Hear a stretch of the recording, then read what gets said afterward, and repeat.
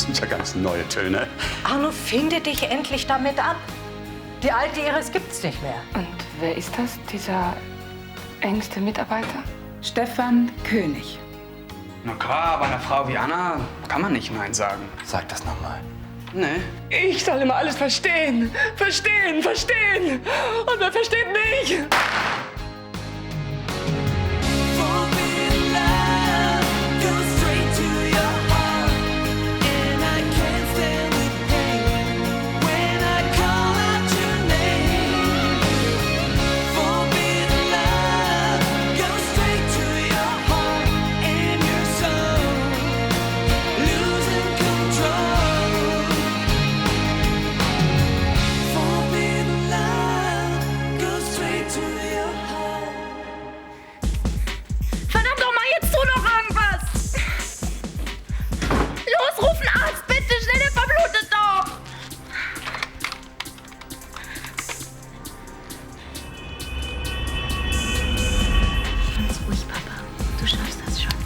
Sie haben nochmal Glück gehabt. Ein Streifschuss am inneren Oberarm. Sieht schlimmer aus, als es ist. Warum blutet es dann so furchtbar? Das ist bei Verletzungen der inneren Oberarmmuskulatur normal. Wegen der Gefäße. Ihr Vater muss unbedingt in dieser Körperlage bleiben. Okay.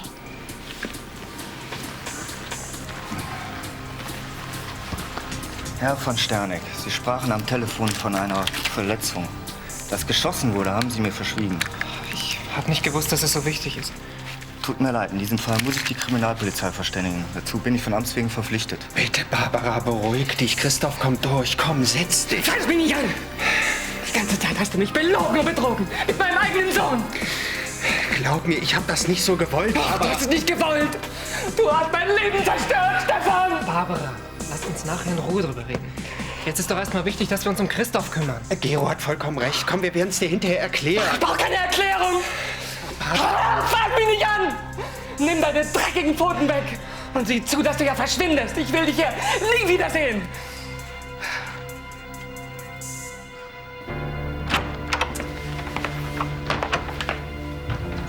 Hi Henning, alles klar? Alles nicht. Ich hätte wegen Avatex die eine oder andere Frage an dich. Hast du einen Moment? Später, ich muss jetzt in die Firma. Um diese Zeit? Wir erwarten eine Lieferung aus Taiwan. Seit wann haben wir Geschäfte mit Taiwan? War meine Idee. Was heißt das? Ich habe Blusen eingekauft. 5000 Stück, 5 Mark das Teil. Ein echtes Schnäppchen. Bist du wahnsinnig? Wer hat dich beauftragt? Jetzt sag schon, irgendjemand muss das Ganze doch abgesegnet haben. Ich habe mich bei meinen Gesprächen auf dich berufen. Dafür sollte ich dich rausschmeißen. Aber das Geschäft bringt einen Riesengewinn. Wie ich deine Geschäfte kenne, bringen sie uns in erster Linie wieder einen Riesenstress. Ach, Tanja, mit dir wollte ich gerade sprechen. Hast du kurz Zeit? Wann möchtest du denn die Details besprechen, Henning? Morgen Vormittag. Hallo, Fräulein, ich rede mit dir. Es tut mir leid, aber ich habe geschäftlich zu tun. Ich will mit dir auch Geschäftliches besprechen. Deine Mitarbeiter beschweren sich über dich. Ich wüsste nicht, was die an mir auszusetzen hätten. Ich aber. Angeblich steckst du deine Nase in Dinge, die dich überhaupt nichts angehen. Henning, mach du diesem Großmal doch mal bitte klar, dass ich in deinem Auftrag für Avatex arbeite. Ich muss jetzt in die Firma. Warte, bleib hier! Was macht sie um diese Uhrzeit in der Firma? Was weiß ich. Lass mich in Ruhe, ich hab zu tun.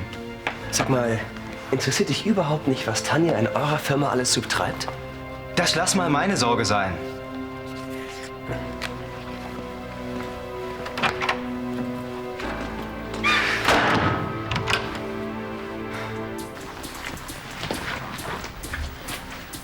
Ich komme mit ins Krankenhaus. Hier bleibe ich auf keinen Fall. Ich muss noch kurz zu Hause anrufen. Ich komme nach.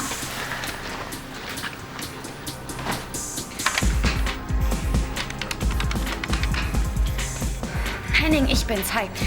Ich habe schlechte Nachrichten. Papa ist angeschossen worden. Kann ich dir jetzt nicht erklären, ist zu kompliziert. Nein, nicht lebensgefährlich, ist nur ein Streifschuss. Ins Rotkreuz-Krankenhaus. Ja. Kannst du bitte Mama anrufen? Okay, bis gleich. Ciao.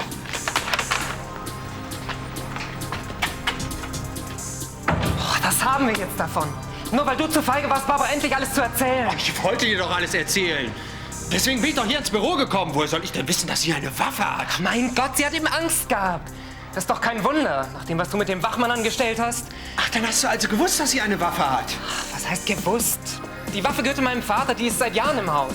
Ich konnte doch nicht ahnen, dass Barbara plötzlich durchdreht. Aber du hast gewusst, dass sie eine Waffe hat. Ach, nun antworte mir! Machst du mir jetzt Vorwürfe? Ausgerechnet du. Ach, ich glaube, dir wäre es sowieso lieber gewesen, wenn sie mich erschossen hätte. So ein Quatsch. Ja, und warum hast du ihr dann die Waffe nicht abgenommen? Was weiß ich? Ich war doch genauso überrascht wie du. Tut mir leid, die Erklärung ist ein bisschen dürftig. Ich hätte dich beinahe umgebracht, Christoph. Ausgerechnet dich. Es war ein Unfall, Barbara. Mach dir doch keine Gedanken. Wie habe ich annehmen können, dass so ein junger Kerl wie Stefan ernsthaft an einer Beziehung zu mir interessiert ist? Guten Abend. Guten Abend. Kommissar Kramer, das ist mein Kollege Frühauf. Von Anstetten. Frau von Sterneck, stimmt es, dass Sie den Schuss ausgelöst haben, der Herrn von Anstetten verletzt hat? Ja. Es war ein Unfall. Frau von Sterneck hatte doch keineswegs die Was Absicht, müssen mich die Ermittlungen ergeben, Herr von Anstetten? Ich muss Sie leider bitten, ins Präsidium mitzukommen.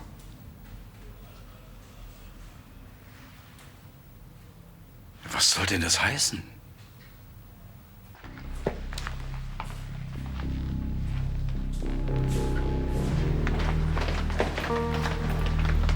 Sie um Himmels Willen hat auf ihn geschossen. Ich weiß auch nicht, es war totales Chaos. Papa lag am Boden und hat furchtbar geblutet und ich... Ist der Täter denn geflohen? Nein. Ja, wer verdammt nochmal hat denn geschossen? Barbara hat erfahren, dass Stefan ein Verhältnis mit Gero hat und ist durchgedreht. Barbara? Ja, aber es war ein Versehen. Papa wollte ihr die Waffe abnehmen. Aber wen von den beiden wollte sie denn schießen? Ich glaube auf Stefan. Aber das ist ja jetzt auch egal. Hauptsache, es ist nichts Schlimmes passiert und Papa ist okay. Das ist ganz und gar nicht egal. Guten Abend, die Herrschaften. Früh auf Mordkommission.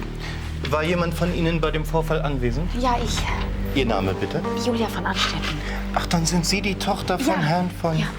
Halten Sie sich bitte zur Verfügung. Wir werden Sie so bald wie möglich zum Tathergang dann vernehmen. Natürlich. Was hast du jetzt mit deiner Geheimniskrämerei?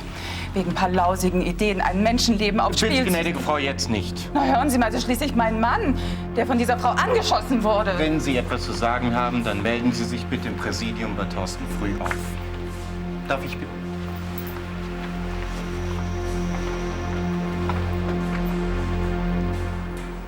Was hat denn der Arzt gesagt? Kannst du deinen Arm noch richtig bewegen? Geht schon wieder. Alles halb so schlimm. Meine Güte, du hättest tot sein können. Oh, entschuldige. Wie ist das Ganze denn passiert? Du wirst es nicht glauben, aber wahrscheinlich habe ich sogar auf mich selbst geschossen. Ja, das hat Julia aber anders erzählt. Hat sie dir nicht gesagt, dass ich versucht habe, Barbara die Waffe abzunehmen? Doch, das hat sie. Naja, und genau so ist es passiert. Im Handgemenge hat sich ein Schuss gelöst. Es war ein Unfall, weiter nichts. Ich hatte Glück und du hattest Pech. Wieso? Hätte ich besser getroffen, dann wärst du jetzt Schlossherr auf Friedenau. Mann. Nein, im Ernst, Henning. Barbara hat weder auf mich noch auf irgendjemand anderen gezielt. Es war ein Unfall, weiter nichts. Ich verstehe nicht, warum sie überhaupt eine Waffe im Haus hat. Ja, das ist eine ganz andere Frage. Die aber die Polizei brennend interessieren wird. Ich weiß.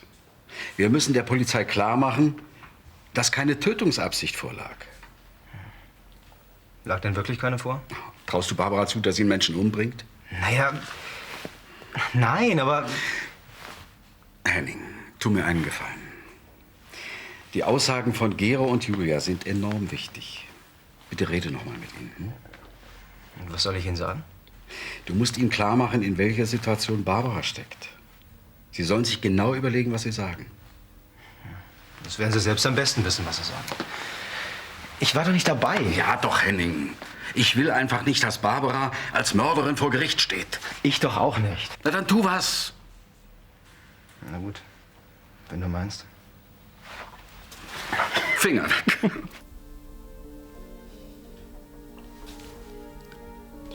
Also nochmal. Ihr Sohn war in Ihrem Büro, Herr von Anstetten, seine Tochter Julia und Ihr Angestellter Stefan König. Ja. Warum hatten Sie eine Waffe bei sich, Frau von Sterneck? Das haben Sie mir immer noch nicht klar beantwortet. Ja, hab's Ihnen doch schon gesagt. Weil ich so Angst hatte seit dem Einbruch. Aber Sie wissen auch, dass unerlaubter Waffenbesitz strafbar ist. Hätte ich denn machen sollen? Sie haben doch selber mitbekommen damals, wie brutal der Wachmann zusammengeschlagen wurde. Und ich habe Sie damals gewarnt. Wenn Sie mir die ganze Wahrheit gesagt hätten, wäre das Ganze vielleicht gar nicht passiert.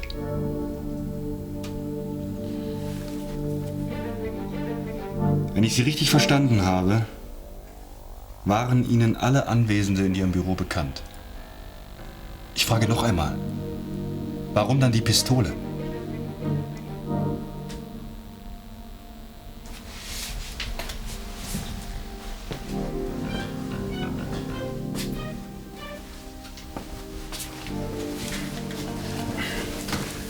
Den Werkspion, der in Ihr Büro eingebrochen ist, vermuteten Sie den unter den Anwesenden?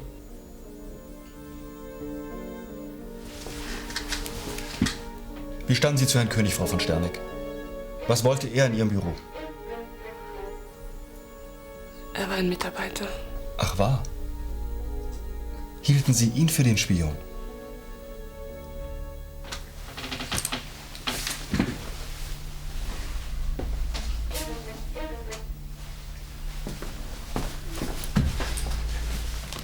Sie wollten auf Herrn König schießen. So war es doch, oder? Ja, er war der Spion. Ich habe mich mit ihm gestritten. Aber geschossen. Nein, ich habe nicht auf ihn geschossen. Glauben Sie mir das doch bitte.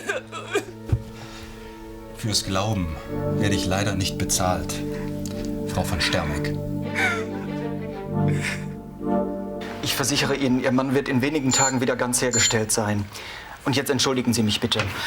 Müssen wir dann mit bleibenden Schäden rechnen? Da kann ich Sie ganz beruhigen, Frau von Anstetten.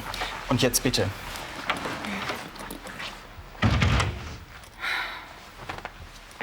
Mein Gott, Christoph. Ich habe solche Angst um dich gehabt. Oh, bitte nicht dieses Theater, das ist doch lächerlich. Ich werde mir doch wohl noch Sorgen machen dürfen, wenn mein Mann angeschossen wird. Das war ein Unfall, weiter nichts. Hat man dir das nicht gesagt? So nennst du das? Ja. Versehentlich hat sich ein Schuss gelöst. Das ist alles. Versehentlich. Sag mal, wie naiv bist du eigentlich? Wusstest du denn gar nicht, was zwischen Gero und Stefan vorgefallen ist? Das ist nicht mein Problem. Das ist es sehr wohl, sonst würdest du nämlich nicht hier liegen. Schuld an allem ist nur Barbaras dumme Eifersucht. Sie dreht durch und du musst dafür büßen. Und was ist mit dir und deinen schmutzigen Machenschaften? Hast du dich schon mal gefragt, was dein Anteil an dieser ganzen Sache ist? Willst du mir unterstellen, ich hätte Stefan zu Gero ins Bett geschickt? Nein, aber du hast ihn als Spion beschäftigt. Weißt du, so einfach darfst du es dir auch nicht machen. Bitte lass mich jetzt in Frieden. Hm? Die Ärzte haben mir gesagt, ich soll jede weitere Aufregung vermeiden.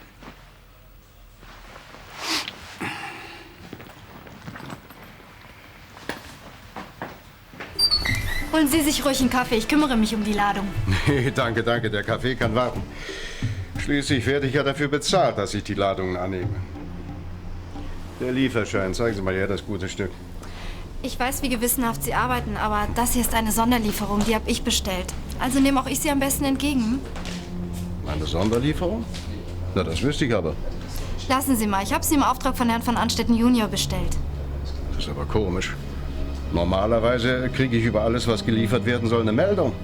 Keine Sorge, es ist alles in Ordnung. Sie holen sich jetzt Ihren Kaffee und ich erledige das für Sie. Ich weiß, dass Sie Ihren Job sehr ernst nehmen. Und ich habe es Herrn von Anstetten auch schon oft genug gesagt. Man tut, was man kann. Eben. Aber jeder braucht auch mal eine Verschnaufpause. Und morgen können Sie gerne mit Herrn von Anstetten drüber reden. Es ist wirklich alles in Ordnung. Na, dann will ich Ihnen mal glauben, Fräulein. So ein hübsches Gesicht kann eigentlich auch gar nicht lügen. Danke. Und ich lege noch mal ein gutes Wort für Sie ein. Vielleicht legt Herr von Anstetten ja beim nächsten Lohn noch ein paar Mark drauf. Hm? Oh, hätte nichts dagegen. Lassen Sie sich ruhig Zeit. Ja, ja. Bitte. Helfen Sie doch mal bitte beim Abladen, ja? Aber du warst doch dabei. Hat sich der Schuss nun versehentlich gelöst oder nicht? Du glaubst doch wohl nicht, dass Barbara absichtlich jemanden Es ist erschießen nicht wichtig, was ich glaube, sondern was die Polizei glaubt. Und wenn die nur den geringsten Zweifel daran haben, dass die ganze Sache hier ein Unfall war, bekommt Barbara die größten Schwierigkeiten. Mach du mal. Und? Wie fühlst du dich jetzt? Na, wie schon. Kannst du dir doch denken, oder? Deine Feigheit hätte unseren Vater fast das Leben gekostet. Ich weiß. Stefan und ich haben ziemlichen Mist gebaut. Wo ist der überhaupt? Weiß ich nicht.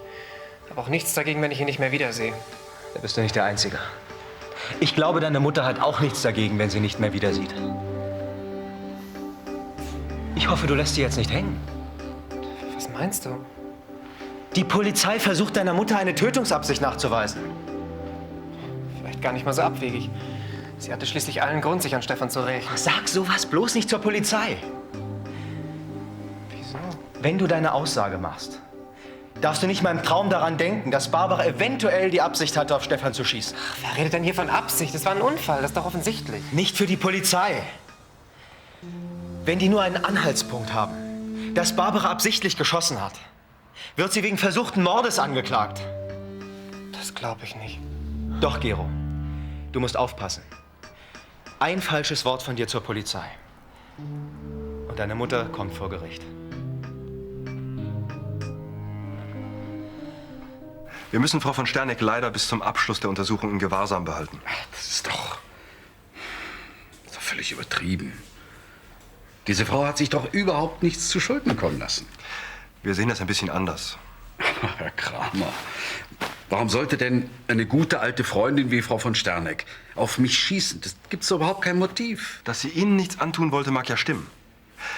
Die Frage ist, ob die Kugel nicht jemand anders hätte treffen sollen. Aber Herr Kramer,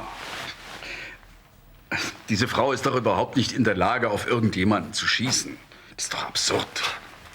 Ich habe in meinem Beruf ständig mit solchen Absurditäten zu tun, Herr von Anstetten. Herr Kramer, diese Frau ist viel zu gutmütig, um eine solche Tat zu begehen. Auch gutmütige Menschen machen manchmal unüberlegte Dinge, Herr von Anstetten. Sie können sie doch nicht einfach einsperren. Ich muss es sogar. Du willst die Flinte also ins Korn werfen? Gib dir keine Mühe, ich mache nicht mehr mit. Nur weil du dich so dämlich anstellst. Dämlich anstellst. Ich bin fast abgeknallt worden. Ach, selber schuld.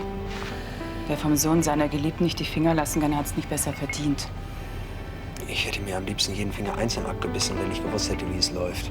Na gut, dass du es nicht gemacht hast. Es wäre doch ein großer Verlust für die Branche gewesen. Die vielen tollen Entwürfe, die nicht mehr entstanden wären. Willst du mich verarschen? Ganz im Gegenteil. Ich will dir nur mal sagen, wie sehr ich deine Arbeit schätze. Als Spion oder als Designer? Als Designer. Ich will dir ein Angebot machen. Auf deine Angebote kann ich verzichten. Na, jetzt hör mir doch erst mal zu. Ich will deiner Karriere wieder auf die Sprünge helfen. Meine Karriere ist im Arsch. Ich kriege ja kein Bein mehr an den Boden. Vielleicht doch, wenn ich mich für dich einsetze. Du müsstest mir natürlich etwas entgegenkommen. Ich drehe keine krummen Dinger mehr. Lieber wandere ich aus. Stefan, wo denkst du hin? Diesmal handelt es sich um was ganz Seriöses. Ich will nur, dass du die Wahrheit sagst. Die Wahrheit? Welche Wahrheit denn? Na, die Wahrheit über den Mordversuch. Welchen Mordversuch? Na, den Mordversuch, wo Barbara versucht hat, dich aus dem Weg zu schaffen. Sag einfach, wie es wirklich war. Es ist deine Pflicht, Stefan. Du musst der Polizei die Wahrheit sagen. Herr Brandbach, gut, dass Sie kommen. Was gibt's denn? Wissen Sie irgendwas von der Sonderlieferung? Ich? Nee. Was soll damit sein? Fräulein Wittkamp hat eine Sonderlieferung entgegengenommen. Aber inzwischen bin ich mir nicht mehr so sicher, ob damit auch alles in Ordnung ist. Wo ist die Lieferung? Hier vorn, hier. Dann machen wir die Kiste mal auf. Haben Sie eine Schere? Klar doch. Fräulein Wittkamp hat gesagt, sie würde sich um alles kümmern. Ich soll mir mal einen Kaffee holen. Habe ich auch gemacht. Aber jetzt habe ich plötzlich so ein komisches Gefühl. Hoffentlich kriegen wir deswegen keinen Ärger. Keine Sorge. Das nehme ich auf meine Kappe.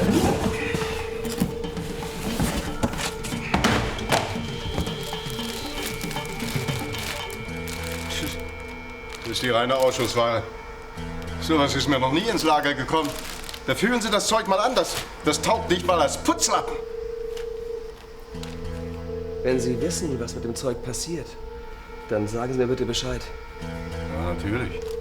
Ich glaube, hier ist wirklich irgendwas faul. Das habe ich mir doch gleich gedacht. Am besten, Sie machen die Kiste wieder zu. Und kein Wort darüber, okay? Ja, sicher.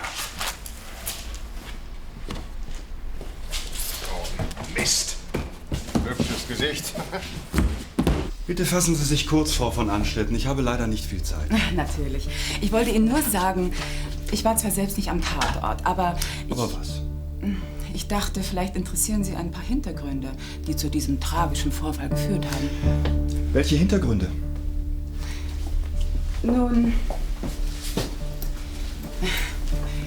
Stefan König und Barbara von Sternig hatten ein Verhältnis. Ah ja?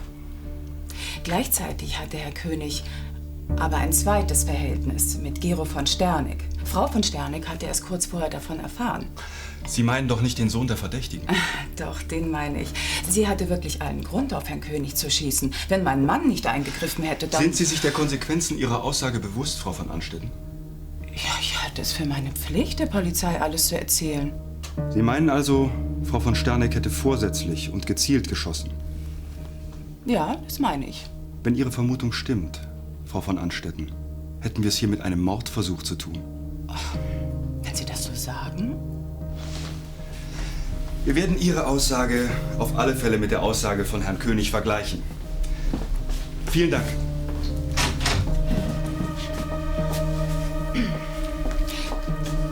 Er wird Ihnen auch nichts anderes sagen, als ich ihm gesagt habe. Ja, vielen Dank.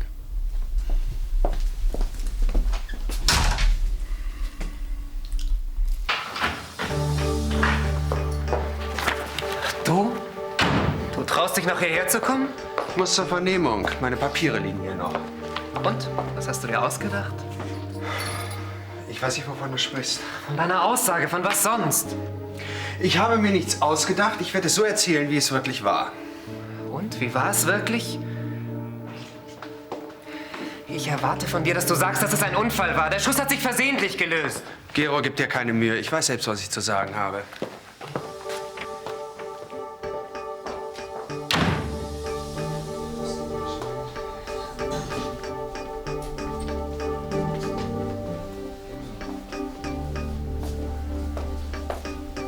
Gero, ich habe zwar... Verschwinde.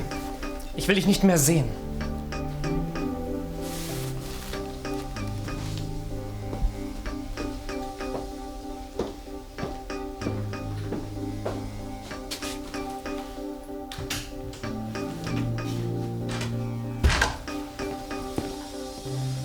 Was suchen Sie denn hier?